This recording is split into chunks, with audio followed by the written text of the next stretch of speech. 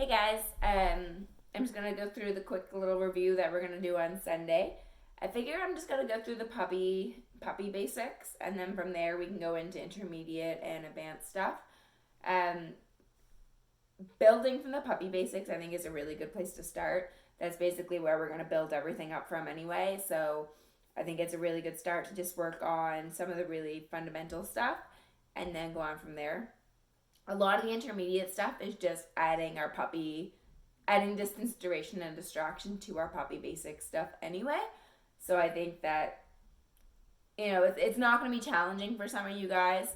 If you want to make it more challenging, try and do it while you have a YouTube video of dogs barking in the background or something to try and add more distraction to it. But I think this is a really good solid start, even though it does seem kind of extra basic. All right, so we do have our sit, which is hand signal like this, fingertips to the ceiling. Murphy sit. Good. So from sit, we have our downs. Down. Murph, down. Good boy. And the down is actually an automatic relax down because we want our dogs to stay down long term. We don't really ever need a Sphynx down. We might use our Sphynx down when we're in a lineup. The difference is when they're really squared up versus when they're really relaxed. Down. You'll see Murph down. Murphy goes into that automatic relax where you see his hips pop out just because he's a pet and he's never used for competition, so there's no need to have that squared up, ready to work down. We do a couple warm-up activities just to get dogs following lures appropriately, which helps us get them into that spin into our heels later on. So one warm-up activity is circles. Anytime we go one way, we always want to go the other. Stand. So we want to spin around the other way too. We do our touches or our targeting. Good. That's going to be really important when we get into our alerts. Murphy doesn't know this, but when you get into your alerts, your targeting is where that comes from. We're going to do, what else do we do? We do our leave-its, which I'm not going to show you guys because I don't have any. I might. Murphy, leave it. Focus. Good boy.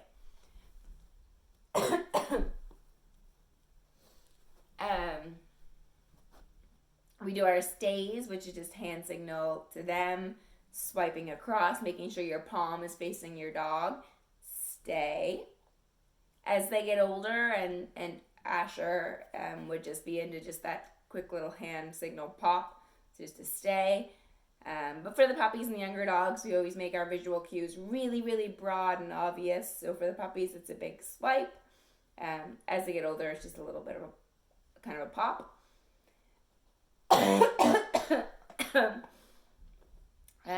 We would have done the beside me's.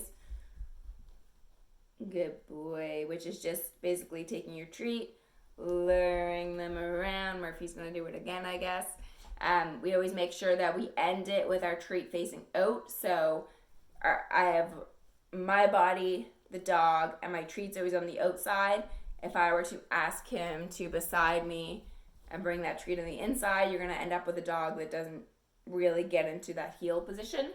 So when you guys are practicing this, make sure that you always end it with your treat on the outside, or your dog is always kind of in between the treat and your body. And that way you're going to get that more squared up heel, whereas otherwise you're going to get a heel that's kind of popped out a little too much.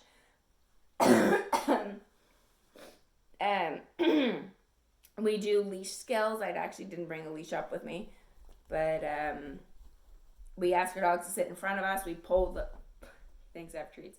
We pull the leash straight back, and when they give into that pressure, we reward them. We do the same thing to the left, and when they give into that pressure, good, we reward them. I don't even have a leash on, so just pretend I do. Same thing with the right. And the goal of that is just to get our dogs to give into pressure.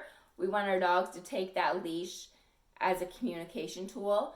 That leash is not meant to be that restraint. It's meant to be just another way that we give them a signal. So this is why that kind of tension, and when they give into it, we reward them is really important.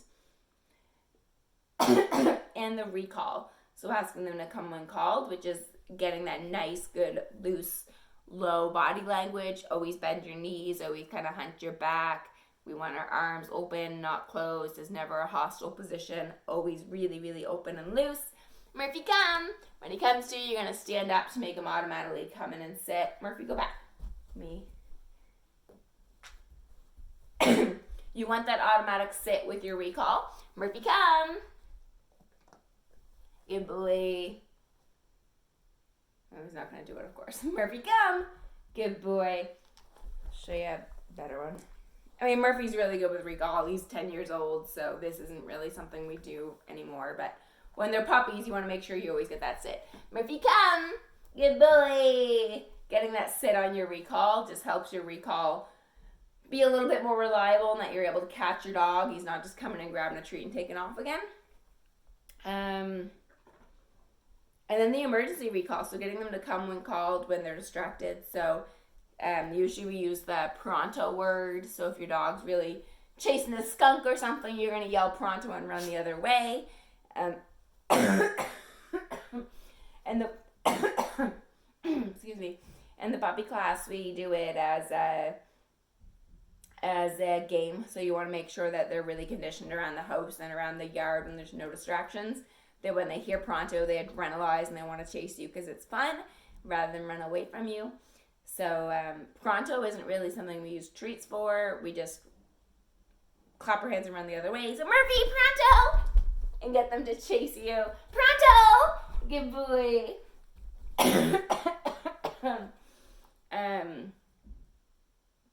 Yeah, that's pretty much all the puppy class.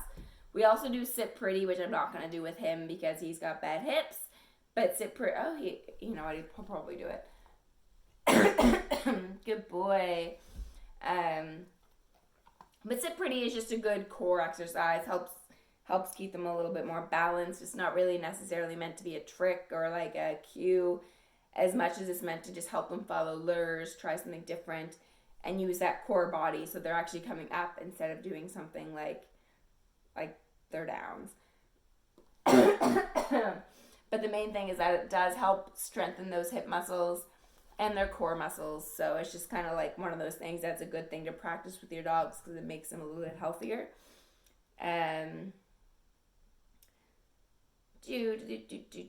What else do we want for puppy classes for our service dogs? I think that's pretty much it. There's also the settle cue. So with settle, Murphy doesn't even have a collar on. But with settle, it's on leash. We sit down and we just wait for our dogs to lay down on their own. So we just be super boring. We just sit in a chair with our dog on leash. They kind of wander around and sniff a bit. And then as soon as they lay down, we praise that with a really, really calm voice. Good settle, Murph. Good boy. Good settle. So there's no treats, there's no excitement. It's really, really chill. And that's the way that we start encouraging that calmness.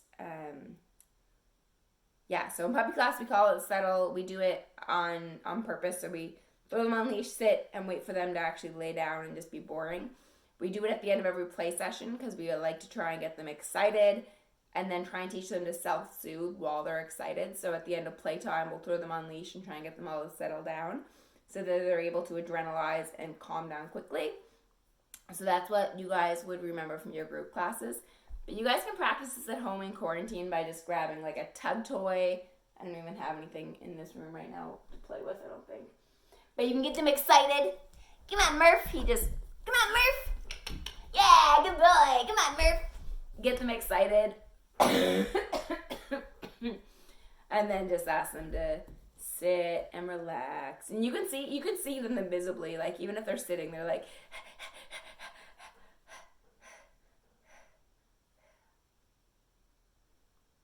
and that's when you want to just give them that praise. Good settle. So you'll actually see it in their breathing, in their face, like how excited their eyes are, in their mouth when their mouth closes instead of is open. That's when you want to start rewarding that good settle, good boy, super, super calm voices. Um, yeah, so that's actually it. The only other thing that I'm gonna say that we should probably practice is actually an intermediate thing, and that is your place cue. So if you guys don't remember what your place cue is,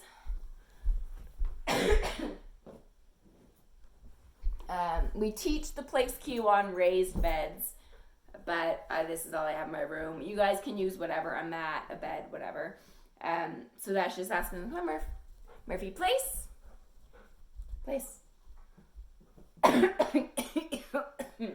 You point to whatever you want them on, and then you start building up distraction from there. So in the intermediate class, what we used our place cue for was knocking when people come to the door, knock on the door.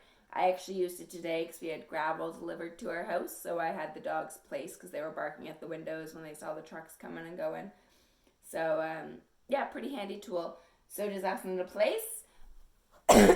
We went and knocked on the wall or whatever. And then come back and reward them if they're calm.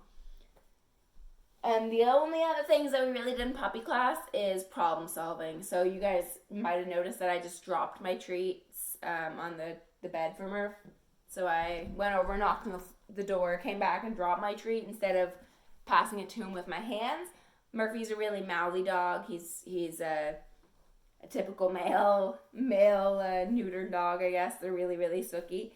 And with that tends to come that comfort mouthy behavior. So Murphy likes to lick my hands a lot.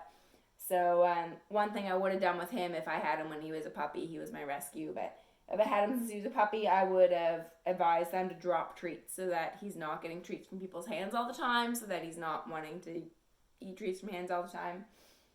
I also do that for jumpy dogs. So if I have a puppy that's jumping up on their owners a lot, we will treat them from the ground so that treats are always coming from a lower spot instead of a higher spot. We work on puppy jumping.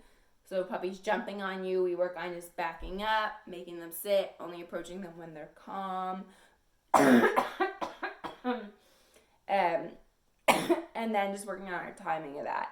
So if your puppy's jumping, or as soon as you think your puppy's going to jump, taking yourself away, asking them to sit again, and then coming forward so that they learn anytime they jump, they lose that attention. Anytime they're sitting, they get their attention.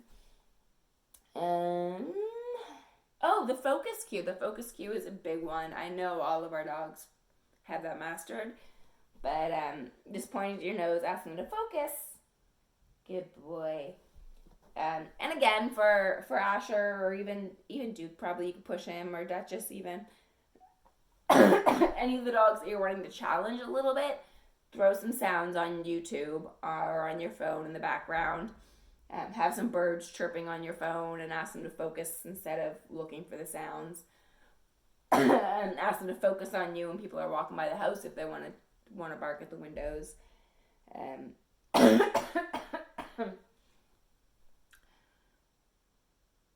Yeah, I think that's probably good enough. What we're going to work on Sunday is doing all these things but adding distractions. So we're going to be adding distance, duration,